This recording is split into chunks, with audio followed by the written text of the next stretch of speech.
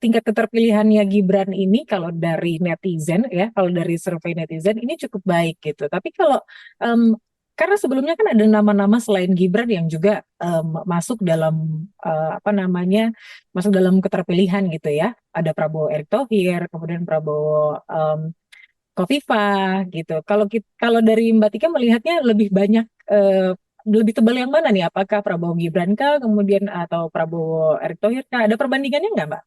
Ada. Jadi sebenarnya kami pernah melakukan riset itu gitu.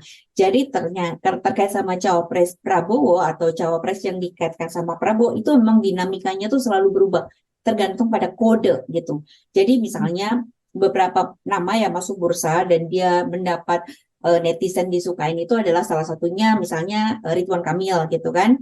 Dan dia dari Golkar gitu. Dia sempat juga dilekatkan sama Prabowo. Kemudian juga Erick Thohir dan Khofifah. Nah, di dalam data yang kami riset minggu lalu, kami mesti melihat bahwa ternyata Prabowo dan Erick Thohir merupakan salah satu pasangan yang paling banyak diberitakan atau dibicarakan oleh netizen. Jadi hampir tiap bulan dari bulan Januari sampai bulan Oktober, Erick Thohir adalah nama yang selalu dilekatkan dengan Prabowo. Sementara nama Gibran itu baru dimunculkan di bulan April dan di bulan Oktober. Selain itu nggak banyak dibicarakan karena kan Presiden juga menyatakan atau menegaskan bahwa Gibran masih 2 tahun sebagai wali kota gitu sehingga nama Gibran tidak banyak muncul meskipun dari kubunya Prabowo atau Prabowo sudah memberikan kode bahwa dia membutuhkan sosok yang muda. Itu yang pertama. Yang kedua, kalau kita lihat dari sisi netizen gitu ya, antara data yang dikaitkan sama Erick Thohir dan juga kepada Gibran, memang Erick Thohir merupakan salah satu nama yang tertinggi dibandingkan Gibran. Dalam artian, ini kan sebelum Gibran maju sebagai cawapres ya gitu. Nah, Erick Thohir itu memiliki followers jauh lebih tinggi daripada Gibran. Followersnya lebih dari 3 juta dan kemudian Erick Thohir juga menggunakan semua platform di media sosial. TikTok, Twitter, Instagram, YouTube gitu, semuanya aktif gitu atau Facebook.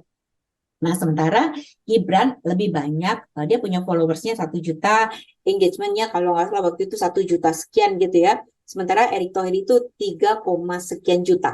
Jadi memang Erick Thohir itu dalam time frame sampai dari Januari sampai Oktober itu memang 3 kali lipat engagementnya dibandingkan dengan Gibran. Karena Erick Thohir adalah seorang Menteri BUMN dan dia juga sering dikaitkan dengan cawapres gitu, sehingga engagementnya lebih besar gitu.